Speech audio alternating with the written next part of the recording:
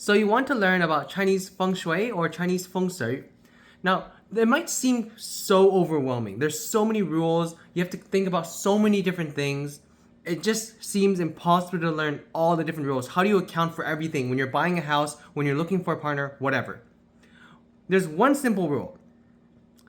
For anything in your life, anything in your home, anything in your vicinity, anything about your partner, anything whatever, if you can somehow BS your way into creating a reason for why it's good or why it's bad, you're most likely going to end up on some type of correct feng shui rule or feng shui rule. Let me explain. Or let me just give you some examples, right? So your bed, right? Where should you position your bed? Should you position it under a window? Like right under the window? No, because windows are where ghosts come in, and if a ghost comes in and it comes right above your head, that ain't good. Next thing, should you position your window or should you position your bed in front of the doorway? No, because if there's some type of demon coming in through the doorway, that's no good, right? It's gonna see your house. It's gonna see your bed first. That's no good, right? You need something blocking it, or you need your bed to be adjusted away from facing the door. Let's try another one.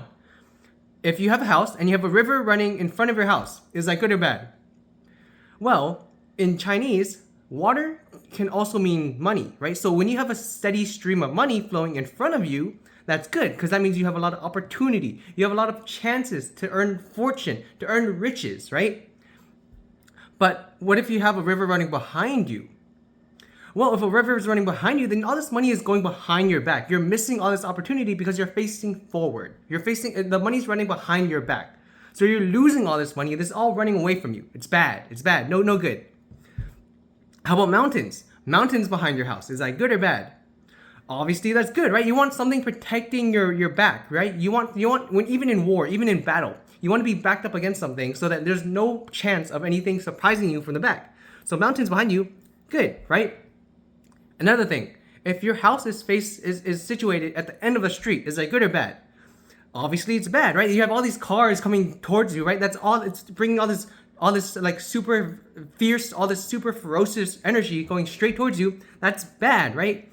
That just ends in trouble. Honestly, like even logically wise, like you don't really want to have a house at the end of a road because you do have those crazy drivers. But that's beside the point. Another thing, right? If your hands, when you close your hands, if there's holes, if there's gaps between your fingers, is that good or bad? Obviously, that's bad. Why? Because when you're trying to hold water, right? Water meaning money again. Water seeps through your hands, so you're losing all this money. Also bad. Let me think of a few other ones. How about this? If you have a house, right, and you have a bunch of buildings around you, and they have sharp features, is that good or bad? Obviously, it's bad. Now your house is basically getting mugged by all these other buildings because they all have knives, and you're just a house. That's bad, right? So how do you counter it? Well, obviously, in a knife fight, if you have a knife too, then you're on equal footing. So all you have to do is you just create sharp features so that now your sharp house can fend off all these other sharp houses. Or what they did in Hong Kong, you can look this up. I think it was HSBC Bank if you want to look at it. Just type like HSBC Bank feng shui or whatever. I'm too lazy to edit this. But what they did was they constructed a cannon on top of their building to fight back the feng shui of that building so that they could overcome their bad feng shui that they're passing on to them. Another thing, if you feel like you have all this bad feng shui or whatever, right? You want to reflect the feng shui. So what do you do? Easy. You just put a mirror in front of your doorway, and then all the bad stuff that comes into your house, also good stuff, but all the bad stuff that comes in your house shoos towards the other people. Now, before you do that, I would not recommend you doing that, because if you have Asian neighbors as well, and they see you put, usually it's an octagram mirror, like an 8-sided mirror.